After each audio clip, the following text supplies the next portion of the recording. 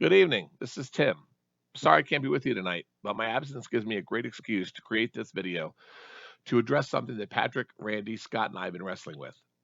How best to convey to the LTV2 teams to better organize your venture pitches. I don't claim to be Steve Jobs, but I do claim to have an awful lot of experience with startups in the entrepreneurship space and as a communication professor here at Keenan Flagler. So I hope you give me the next 11 minutes to make my mark. And of course, we'll have plenty of other class time to discuss details.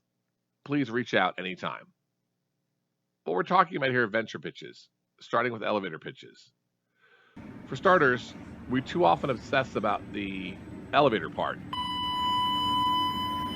cramming a lot of information into a short time span. That's part of the deal. But what's more to the point is this: in whatever time we have, we convince our audience that we have a good idea, that we're the people to realize that idea, and to arrange some kind of follow up or actionable next steps. And now, congrats to the KC Royals, even though that's not the clip that I could find. Let's talk about the baseball part of pitching, that which demands style and finesse and expertise and attention, skill and vision, thoughtfulness and dedication, perseverance and energy, confidence to overcome errors, and the cool to focus even under pressure. Pitches where the most excitement comes from the perfect connection between the pitcher and the batter, either for a strike or a hit, including a home run. But the cool thing about venture pitches, done well, nobody loses. Everybody wins. The money in baseball is astronomical. The money around startups might be, but does not need to be. Time, though, that's another matter. Greg Phillips. Hi guys, thanks for meeting Enough with me. chit chat. What's your pitch, kid? Come on. Time is money. Money is power. Power is pizza. Pizza is knowledge. Let's go. Okay, Pizza might well be knowledge, so here's some pizza I want you to have. Every time you open your mouth, you're sending your character, your work ethic, and your credibility with the sound of your voice, the impression of your email, or the strength of your slides. You need to use that credibility to emphasize action and to realize that every conversation is an opportunity to expand your network for now, for later, and for always. And know, too, that people bore easily. If we obsess about the elevator part of pitches, then we're too easy to settle for opportunities that seem unexpected, or that make us seem intimidated or hurried, or that this experience is our only interaction. No good. We need to craft pitches which convey ease and professionalism, set context immediately, demonstrate preparation, come across smoothly, and enhance your likability. Likability? Yeah, but don't be worried. Likability comes from three things: authenticity, conciseness, and clear structure. Let me walk you through each. I don't care if you're a numbers obsessed quant jockey, a visionary who spends most of your time in your own head, the kind of person who could sell snow to a polar bear, a process person, a dreamer, a finance person, or a flake. There's a place for you, any of you, at a successful startup. Whatever your venture, whatever your innovation, whatever your place on the team, you need to be able to speak simply and effectively about your idea. Period. Let me tell you how. First, you develop the fundamentals which will make up your entire 15 to 30-second pitch, and the fundamentals with which you will begin every pitch you make. Let me say that again. Every pitch you'll ever make, regardless of timing, will have these fundamentals as a frame. Value proposition. A sentence or two that tells us the status of your venture or innovation in the current state, the present tense. If you're in beta testing, great. If you've already got some traction and are looking to expand, awesome. If you've recently faced a pivot and have gone a different way, all good. These are all stages of the startup life cycle, so remember to say what is and be proud of what you've accomplished. The mission statement. This one's bigger and more audacious. Assuming everything works out as you'd hoped, what impact do you see innovation having on the world in, say, 3 to 5 years? Be big and be bold. And then bring things home with the tagline.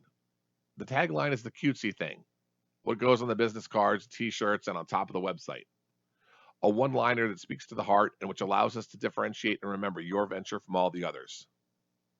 Here are some samples. We're Beach Arch, and we sell easy-to-assemble, oversized beach umbrellas that use even the slightest wind to keep you and your friends under abundant shade. We're looking to remove all the hassle from having to choose sun or shade when you're hanging out with a bunch of good friends. Beach Arch, your solitary sun solution. At Carbon Conversion Systems, we're leveraging chemistry to address the increasing problem of CO2 pollution at the point of origin, where the smoke starts. If we can blend our chemical processes with the energy harnessed to make energy, we can eventually remove pollution from the energy production. Carbon conversions, chemistry to clean up the mess that coal makes. Virtual Kinetics looks to embed state-of-the-art motion sensor technology into clothing and into therapeutic aids like braces, gloves, and slings to allow physical therapists pinpoint accurate data on patients' progress in order to maximize face time with patients, meet insurance protocols for continued payments, and speed recovery through specific attention to exact routine. Virtual Kinetics, PT on a chip, helping everyone do well and get better. These statements aren't perfect, but they're starting points. Starting points for your pitches and starting points for the many conversations that I hope we'll have to refine your messaging through the course of the mod. I'll be back in class next week. You can reach out anytime.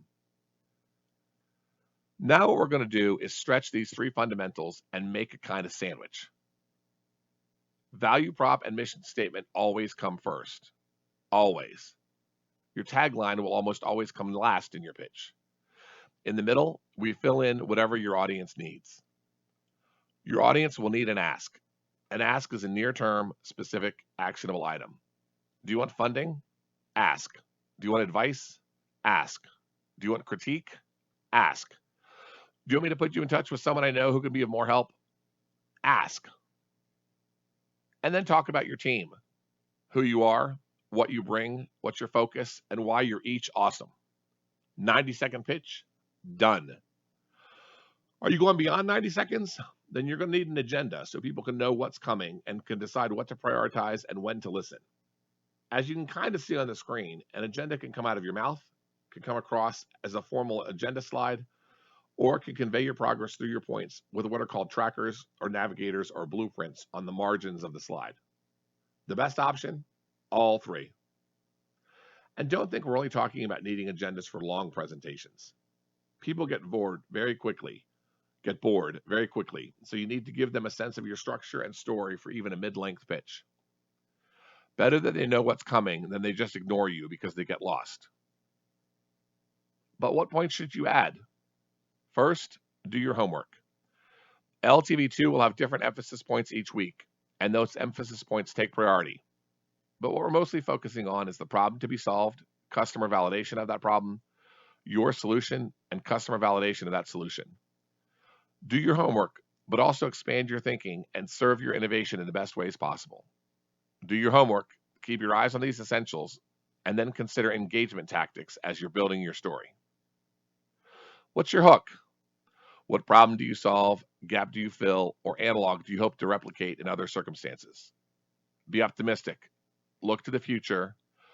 Grab our interest from the first and keep that engagement as much as possible as you move through your pitch. And now the rest. Remember what we've talked about. Open with your value proposition, your mission statement, your ask, and your agenda. Expound on the awesomeness of your team. You've heard all this already. Now move the tagline to the end because we've got some work to do first. You'll see a long list of possible talking points on the screen. Don't worry about the specifics. We'll get to all of these as LTV2 continues. Instead, think about a list of talking points and topics that make the most sense for your venture, for your innovation, for your idea. Pick the points that work best for you. Always include financials and always address mitigating risk. Don't leave any obvious holes for the critics to see through. Give the audience what the audience expects and dazzle them as you do. Speak clearly, confidently, succinctly, and with great poise and style. Say what needs to be said. We'll come back to those poise and style issues soon enough in the mod. For now, you've been patient enough with my fumbling attempts at a flipped classroom. You've got some work to do and coaches to collaborate with. I'll see you next week, and I'm around all the time otherwise, so please reach out if I can clarify any of what's here or anything else along the way. Many, many thanks.